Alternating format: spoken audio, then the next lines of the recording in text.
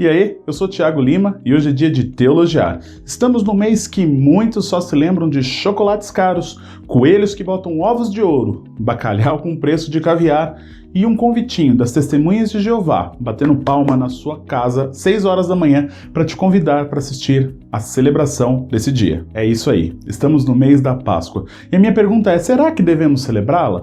Qual dia? Será que podemos comer ovos de Páscoa? Pegue a sua Bíblia, se acomode e vamos ver o que a Bíblia realmente ensina sobre esse tema.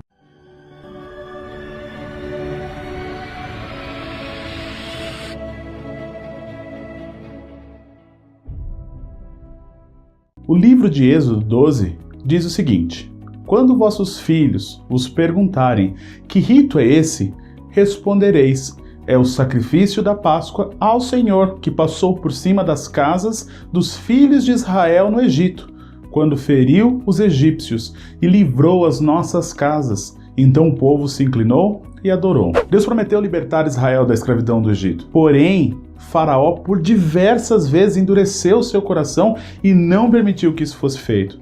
Então Deus enviou as 10 pragas sobre aquela nação pagã, cada uma delas com um significado específico para eles. A 10ª praga, por sua vez, seria a morte de todo o primogênito da terra do Egito. Assim diz o Senhor: cerca da meia-noite passarei pelo meio do Egito, e todo primogênito na terra do Egito morrerá, desde o primogênito de Faraó, que se assenta ao seu trono, até ao primogênito da serva, que está junto a Mó, e todo o primogênito dos animais. Então Deus, para livrar os filhos de Israel dessa praga, instituiu a Páscoa, onde cada família deveria sacrificar um cordeiro macho de 1 ano, sem defeito, e o sangue daquele animal deveria ser passado sobre as ombreiras da porta de cada casa, para que na noite que o Senhor passasse pela terra do Egito, ele veria o sangue nas ombreiras, indicando que aquela família cria nele e fizeram conforme ele tinha ordenado. Somente dessa forma ele pouparia o primogênito daquela casa. Ou seja, todo esse rito nada mais era do que um sinal de fé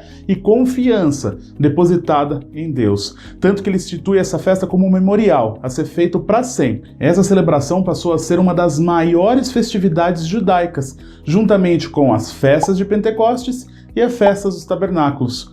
Em resumo, aquele povo poderia sempre se lembrar que por conta do sacrifício do cordeiro e do seu sangue derramado, Deus concedeu salvação para aquela casa. Jesus Cristo é o nosso cordeiro pascual. Ele é o cumprimento da lei, como ele mesmo diz lá em Mateus 5,17, que diz: não penseis que vim revogar a lei ou os profetas. Não vim para revogar, vim para cumprir. A lei servia somente como uma sombra, prefigurando a vinda do Messias, que seria imolado e o seu sangue derramado em favor de todos os que creem nisso. Paulo diz em 1 Coríntios: lançai fora o velho fermento, para que sejais nova massa, como sois de fato sem fermento, pois também Cristo, nosso Cordeiro Pascual, foi imolado. É interessante notar que Jesus Cristo foi morto às vésperas dessa celebração judaica. Isso mostra que o cordeiro que estava sendo preparado para o sacrifício era o próprio Cristo. E isso seria então o nosso estatuto perpétuo. Jesus foi morto, imolado, seu sangue derramado, mas ao 3º dia ressurgiu, vencendo então a morte e trazendo viva a esperança de que podemos, por meio dele, receber tão grande presente também. Mas também por nossa causa, posto que a nós igualmente nos será imputado, a saber, a nós que cremos naquele que ressuscitou dentre os mortos, a Jesus, nosso Senhor, o qual foi entregue por causa das nossas transgressões e ressuscitou por causa da nossa justificação. Somente através do sangue de Jesus Cristo é que podemos nos reconciliar com Deus e sermos livres da morte eterna. Passar o seu sangue nas ombreiras é crer nessa verdade. Se com tua boca confessares Jesus como Senhor e em teu coração credes que Deus o ressuscitou dentre os mortos, será salvo. Aproveito para fazer um desafio. Se você não sabe ou não tem certeza de onde irá passar sua eternidade, há uma grande possibilidade de que você não seja um cristão verdadeiro, pois a salvação é uma garantia dada hoje. Por isso, quem crê no Filho tem a vida eterna. O que todavia se mantém rebelde contra o Filho não verá a vida, mas sobre ele permanece a ira de Deus. Agora você, cristão verdadeiro, que já aceitou Jesus Cristo como seu único salvador pessoal, qual dos dois eventos devemos lembrar e celebrar hoje em dia?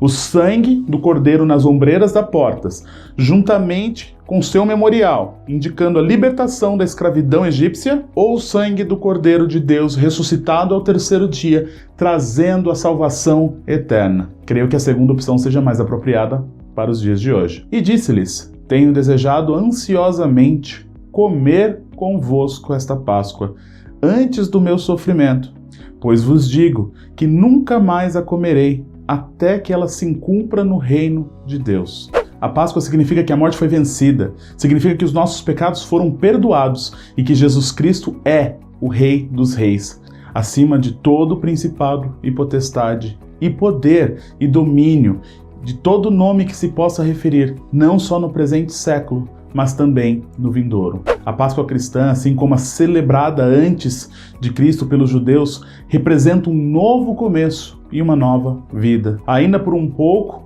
e o mundo não me verá mais. Vós, porém, me vereis, porque eu vivo, vós também vivereis. Esse é o significado da nossa Páscoa, e uma vez que todo o seu significado está em mente, podemos ir para a próxima pergunta. Há um dia exato para celebrar a ressurreição? Há diversas opiniões e teorias, mas eu vou ser direto nesse ponto e vou responder essa pergunta com uma outra pergunta. Jesus disse quando deveríamos celebrar esse memorial? Não. Portanto, o que é mais importante? O memorial em si ou o dia exato em que ele ressuscitou? No entanto, os 4 evangelhos dizem que Jesus ressuscitou no primeiro dia da semana. Também diz que ele celebrou a última Páscoa judaica e determinou que aquela seria a última Páscoa até a sua volta, como lemos em Lucas 22, 15 a 16, e instituiu a ceia como um memorial da sua morte e entrega por nós. Ah, Tiago, mas celebrar a ressurreição de Cristo no dia da Páscoa atual é uma referência pagã. A data da Páscoa hoje é o primeiro domingo após a primeira lua cheia, que ocorre depois do equinócio da primavera. Muito mais fácil pesquisar na internet, né? A Igreja Católica, para atrair mais seguidores pagãos a celebrar a Páscoa, permitiu a mistura entre a celebração da ressurreição de Cristo com celebrações que envolviam rituais de fertilidade da primavera. Daí que vem os ovos e os coelhos. A questão sobre a data é que deveríamos celebrar a ressurreição diariamente e não uma única vez por ano, pois é um privilégio sem tamanho termos Jesus Cristo como nosso Salvador e a promessa de estarmos com Ele na eternidade. Realmente, não deixe que os ovos e os coelhos tomem o lugar de Jesus Cristo, assim como qualquer outra distração durante o ano. Ah, Tiago, mas não pode comer ovinhos de Páscoa.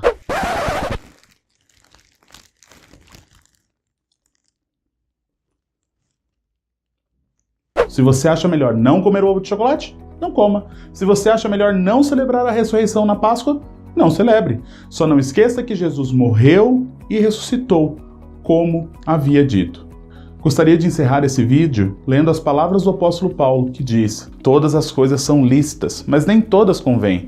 Todas são lícitas, mas nem todas edificam. Ninguém busca o seu próprio interesse, e sim o de outrem. Comei de tudo o que se vende no mercado, sem nada perguntardes por motivo de consciência, porque do Senhor é a terra e a sua plenitude.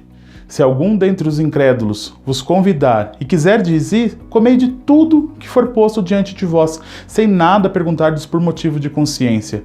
Porém, se alguém vos disser, isso é coisa sacrificada a ídolo, não comais, por causa daquele que vos advertiu, e por causa da consciência. Consciência, digo, não a tua propriamente, mas a do outro, pois por que há de ser julgado a minha liberdade pela consciência alheia?